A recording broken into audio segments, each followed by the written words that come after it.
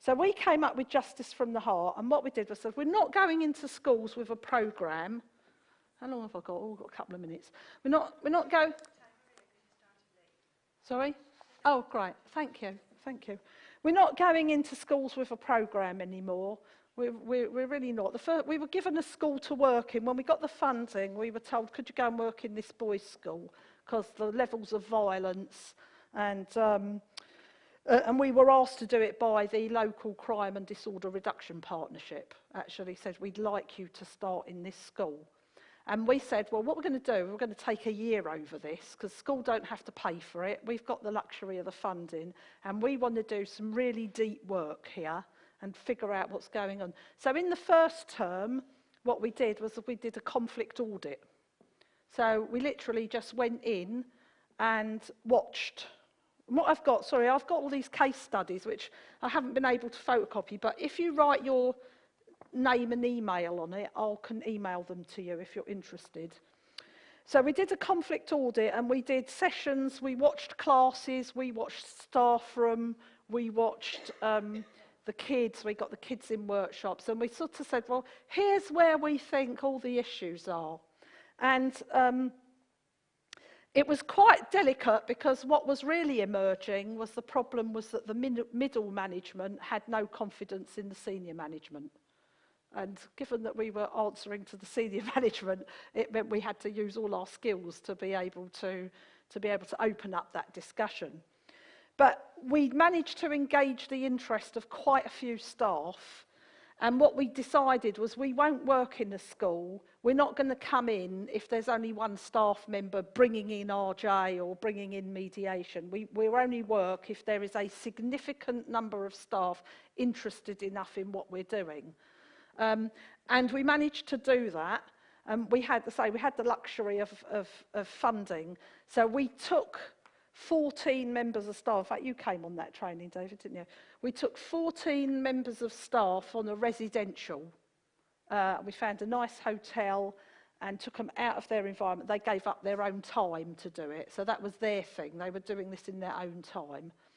And we took them through the dialogue roadmap, we took them through needs-based theory, we took them through the whole sort of like the shift that you need to make, and then said, okay, there's the training, you seem to love it, you can see what the shift is. How would you use this in your school? What would you do? So we didn't tell them anything, and then what they all said unanimously, could you come and help us with year 9s? Because year 9s are a phenomenon. So the first term was the conflict audit, the second term was engaging the teaching staff and then bringing them on that training, and the third term we actually then went to the students. We were given an unprecedented amount of time in that final half term. Teachers turned over, because they've done their exams and everything, so they turned over all the sort of humanities classes, and anything apart from the ones that they have to do, the maths and whatever, were all turned over to us. So we saw every single class in the year 9, the three classes in the year 9 every single day. We had one session with them. It was an unprecedented amount of exposure. And of course what the boys did was, you know, at first they wanted to exploit this. Because when you've been held in that kind of or else language and then you see something, you think it's exploitable. So we even went through a bit of a riot with them. But that wasn't unusual anyway. There was a point where they rioted on the stairs, and because no one had brought the key for the class. And then the head of year 9 came in, and he was about to start all the usual sanctions. And we said, can we just talk about this before you do that? And I said, well, what brought that on? And one boy very clearly told me, he said, okay, miss, there was no key for the class, so we have to line up outside and wait. Now, everybody knows that as year 9, we've been labelled as evil. They've been called evil to their faces. Said, so the fact is, you are never going to get 30 14-year-old boys to line up and stay quiet. Never. It's never going to happen. We're never going to be able to quiet. And no matter what noise level we make, we are going to disturb the other classrooms. So we might as well go for broke because we're evil. It was an amazing piece of feedback. So then I did a piece of work with one boy. So, oh, please do a one-on-one with this boy. I said to him, what would you do? What would make this better? He said, I want to see what they say about us. That's what I want to know. I want to know what they say about us. And I said, oh, I might be able to arrange that. So we asked the teaching staff if they wouldn't mind having a meeting about year 9s.